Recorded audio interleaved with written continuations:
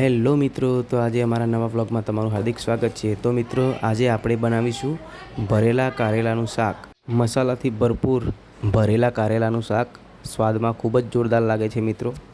તો મિત્રો, પહેલાં તો આપણે કારેલાને છોલીને તેને સરસ આ રીતે ધોઈ લઈશું અને પછી એમાં નાના ચીરકા કરી લઈશું મિત્રો, તમે જોઈ શકો છો। પછી એક બાઉલમાં લસણને થોડું વાટી લઈશું અને એમાં થોડો ચણાનો લોટ નાખશું। પછી 1 થી 1.5 ચમચી જેટલું મરચું નાખશું આપણે। ચપટી મીઠું સ્વાદ અનુસાર નાખશું। 1 નાની ચમચી હળદર નાખશું મિત્રો। હળદરનું પ્રમાણ વધારે નથી રાખવાનું મિત્રો, થોડું જ નાખવાનું છે। પછી ગરમ મસાલો અને ધાણા પાવડર નાખશું મિત્રો 1 ચમચી આપણે। મિત્રો, આપણે પછી થોડો અજમો લઈશું અને અજમાને હાથની મદદથી મસળીને એમાં નાખી દઈશું મિત્રો, જેથી કરીને એનો ટેસ્ટ પણ જળવાઈ રહે અને ખાવામાં ભારે પણ ના પડે। પાછળથી આપણે 2 થી 3 નાની ચમચી જેટલો ચણાનો લોટ નાખશું મિત્રો, જેથી આપણો મસાલો થોડો વધારે ક્વોન્ટિટીમાં બની શકે। અને પછી ચપટી ખાંડ નાખશું અંદર, જેથી થોડું ગળપણ પણ અંદર જળવાઈ રહે। પછી થોડું એકદમ સામાન્ય અંદર પાણી નાખશું અને એક પેસ્ટ તૈયાર કરશું મિત્રો। ધીરે ધીરે પાણી નાખતા રહીશું, જો વધારે મસાલો પાતળો થઈ જશે તો મજા નહીં આવે, તેથી આપણે થોડું થોડું પાણી નાખતા રહીશું અને આ રીતે ચમચીની મદદથી મિક્સ કરી દઈશું।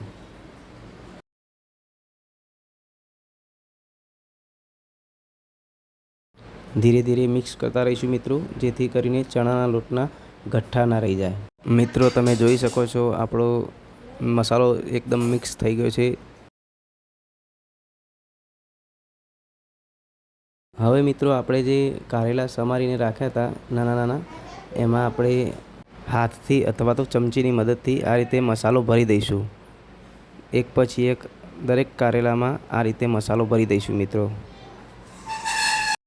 મિત્રો, તમારે એકદમ વધારે મસાલો ભરવો હોય તો પણ તમે ભરી શકો છો અને થોડો માપનો ભરવો હોય તો પણ તમે ભરી શકો છો મિત્રો। જેવો તમારો ટેસ્ટ એવો તમે ભરી શકો છો મસાલો મિત્રો। કારેલા આપણે સરસ મસાલાથી ભરપૂર થઈ ગયા છે, તો હવે આપણે વઘારની તૈયારી કરીશું। તો ગેસ ઉપર કઢાઈ મૂકી દીધી છે મિત્રો, ગેસની ફ્લેમ ચાલુ કરી દીધી છે અને પછી એમાં માપનું થોડું તેલ નાખશું મિત્રો, આશરે 1 થી 2 પરી જેટલું તેલ નાખશું અને તેલને ધીમા તાપે ગરમ થવા દઈશું મિત્રો। તો મિત્રો, તેલ ગરમ થઈ ગયું છે, એમાં આપણે ચપટી જીરું નાખી દઈશું। જો જીરું કેવું સરસ તતડવા લાગ્યું છે મિત્રો, તમે જોઈ શકો છો। જીરું થોડું બ્રાઉન રંગનું થાય એટલે પછી એમાં આપણે ચપટી હિંગ નાખી દઈશું, જેથી હિંગનો પણ ટેસ્ટ વઘારમાં બન્યો રહે। મિત્રો, તમે જોઈ શકો છો આપણો વઘાર એકદમ સરસ રેડી થઈ ગયો છે। તો હવે પછી એમાં જે આપણે મસાલાવાળા કારેલા હતા એ એમાં નાખી દઈશું અને ગેસની ફ્લેમ ધીમી જ રાખશું મિત્રો અને એને બરાબર ચમચીની મદદથી મિક્સ કરતા રહીશું। જો તમે જોઈ શકો છો કેટલો સરસ કલર આવી ગયો છે મિત્રો, એકદમ ટેસ્ટી બન્યા હશે, હું તો અત્યારથી જ કહું છું। તમે પણ આ રીતે ઘરે બનાવીને ટ્રાય કરી શકો છો મિત્રો, ખૂબ જ સ્વાદિષ્ટ બનશે। બસ આ રીતે સરસ મિક્સ કરતા રહેવાનું છે મિત્રો અને ગેસની ફ્લેમ એકદમ લો રાખવાની છે, જેથી કરીને મસાલો અને કારેલા કઢાઈમાં ચોંટે નહીં, જેથી કરીને આપણો મસાલો પણ એકદમ તૈયાર ચડેલો રહે અને જરા પણ અંદર બળી ના જાય મસાલો। પછી થોડીવાર મિત્રો આપણે એને એક ઢાંકણું ઢાંકી દઈશું। 1 મિનિટ ઢાંકણું ઢાંક્યા પછી મિત્રો આપણે ઢાંકણું ખોલીને એમાં થોડું પાણી રેડી દઈશું, એકદમ થોડું પાણી નાખશું મિત્રો, જેથી કરીને અંદરનો મસાલો છૂટો પણ ના પડી જાય અને મસાલો બળી પણ ના જાય, એનું ખાસ ધ્યાન રાખવાનું છે મિત્રો। અને પછી ફરીથી ઢાંકણ ઢાંકી દઈશું।